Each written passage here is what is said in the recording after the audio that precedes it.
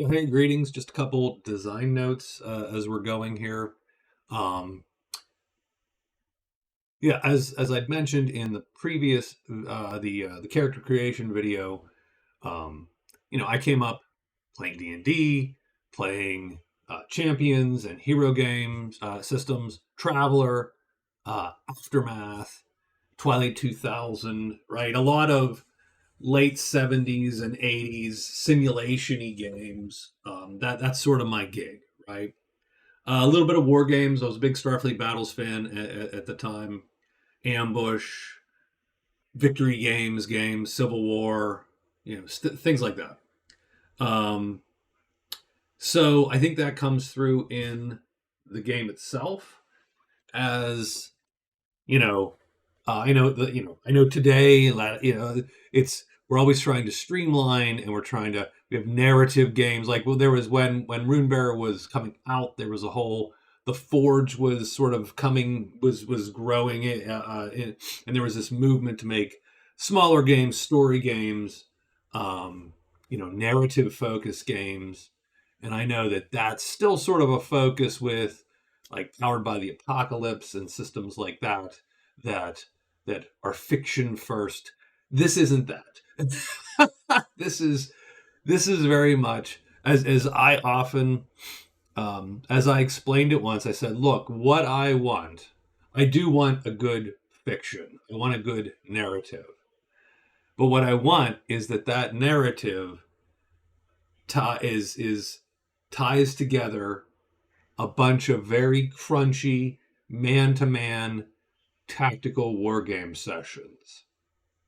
Um, so this game is about, it's not a narrative game, it's a resolution game. Like that, this is we want to resolve situations, and that's what the rules are for. And the narrative will do itself, right? Between the GM and the players is sort of the philosophy. So there's not a lot of narrative mechanics. There are simulation-y mechanics and gamey mechanics, and we fall sort of, a lot of that comes down to the type, where to abstract, where to put sort of the decisions for the players, and what kind of game what kind of campaigns do I want to run with this game.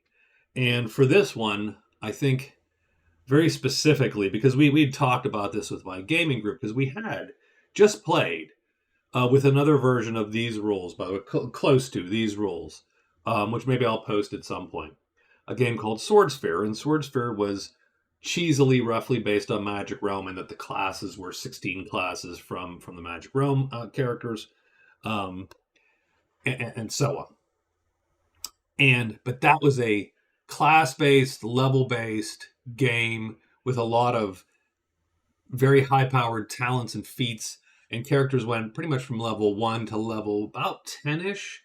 And in that time, they went from normal fantasy starter characters to almost superheroes, effectively, in about a year's time. And that was super fun. That was a great campaign. But that's not what I'm going for here. This game, I want to be more of a slow burn. So the focuses very much on skills instead of powers, skills instead of feats, effectively. Incremental progression as opposed to chunky progression, where power is gained very slowly on a very slow curve, so that we can do this for maybe 3 years and have a game that runs that. And at the end, yes, characters are more powerful for sure, but not unrecognizable from their day one counterparts. So I think you'll see that in the skill system. I think you'll see that in the experience system for sure. We are going to have talents. We're going to have feats. They're going to be almost more like rewards at the end of missions or for challenging certain encounters.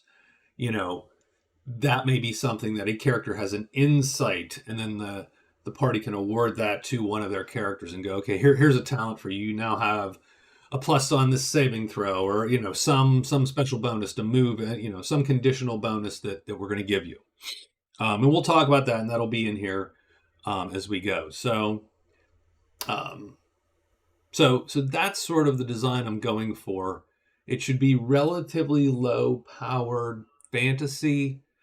Um, Although the maid, and we'll take a look when we get to magic too. I think a little bit, and you'll see sort of where my head is with magic. And I think, strangely enough, I think that's the core of the game is where magic ends up.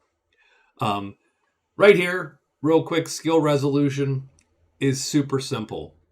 Like for all the little mathy things we had to do for character creation, skill resolution is fairly trivial. You take your final value for your skill. So let's say you have let's say we're doing a climbing check.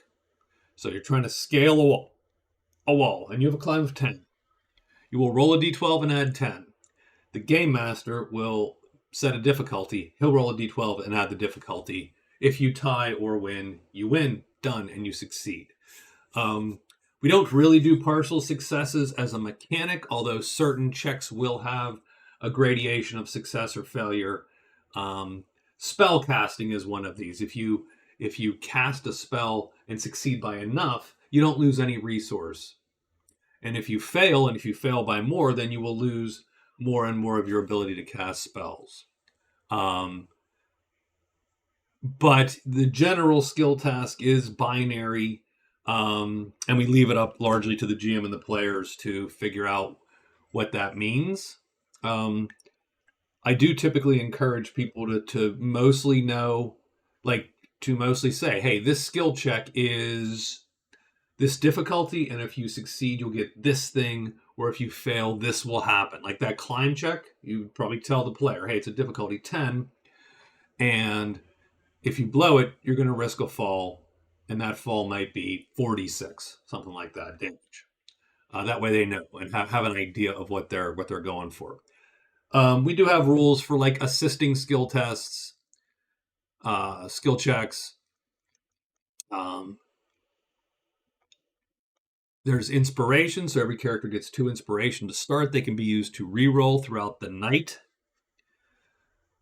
You can also just add a +1 or a +2 if you want to burn your 2 inspiration to give you a +2 to a check after the fact. It's after the roll. So once you know I failed by 2 and I really need to make this, like that thief might not want to take 46, so he might hand me his 2 chips and go, okay, I'm going to succeed. Done. Inspiration comes back at regular intervals, per session sometimes, but if they're in the middle of a thing, then I will not give them on a per session. It's more per adventure segment, right?